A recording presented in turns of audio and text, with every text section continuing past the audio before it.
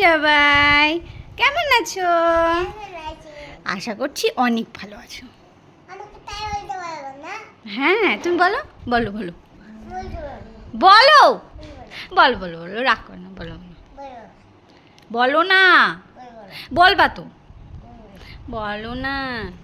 তোমার বাবা সে বইগুলো এনে দিয়েছে, তুমি পড়বা না? হাই, হ্যালো এভরিওয়ান, কেমন আছো? আশা করছি অনেক ভালো আছো। তোমাদের আশীর্বাদে আমিও অনেক অনেক ভালো আছি।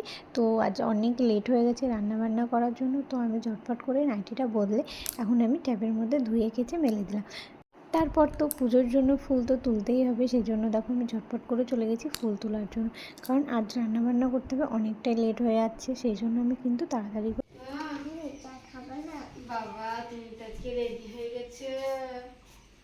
বাবা মর্নিং গুড মর্নিং। মাম্মা, তার বাবা আর আমি শ্বশুরমশাই সবাই একসাথে চা খাওয়া দাওয়া করছিলাম। শাশুড়িমা আর দেওর কিন্তু ঘুমাচ্ছে। আমি ইউটিউবে কতদিন থেকে কাজ করছি না করছি সব তোমাদেরকে আজকে সব এই ভিডিওতে বলবো। আর হলো এখন বর গেছে বাজারে, আর আমি এখন বসে আছি। গ্যাস আছে, তবু উনুনে ভাত রান্না করব, কারণ উনুনে রান্না করতে আমার প্রচণ্ড ভালো লাগে। সেই জন্য এখন আমি উনুনে ভাত বসাবো।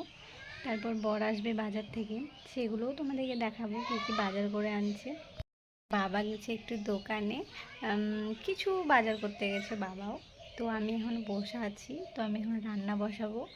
আর আজকে কি রান্না হবে সেটাও তোমাদেরকে দেখাবো। রান্নাটা খুব স্পেশাল, আমার বর বেশি ভালোবাসে রান্নাটা খেতে।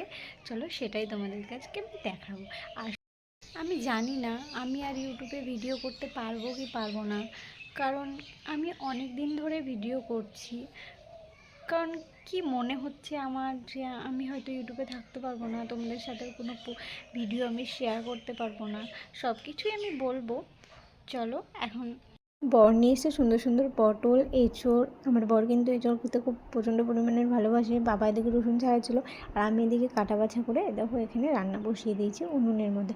তো এখন আমি পেঁয়াজ ভাজি, তারপরে দেখো এখানে সব গুছিয়ে টুছিয়ে রেখে তারপরে কিন্তু মশলা কষে রান্নাবান্না কমপ্লিট করে দেখো আমি তোমাদের সাথে শেয়ার করছি। এঁচোড়ের তরকারি করেছি, বেগুন চাটনি, আর এদিকে তো মেয়ে এদিকে খাওয়ার জন্য বসে আছে, আর মেয়ে খাওয়া দাওয়া হয়ে গেছে।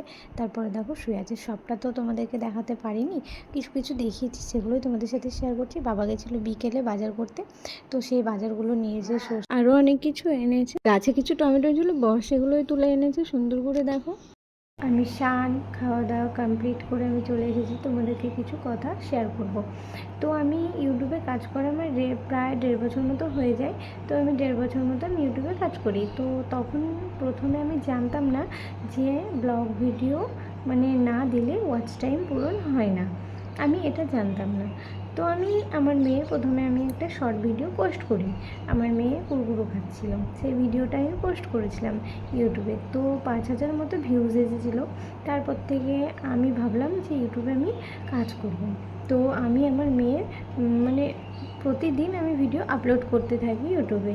তো ভালোই ভিউজ আসার মাধ্যমে তো আমি তখন মাঝের মধ্যে একটা করে ব্লগ দিতাম।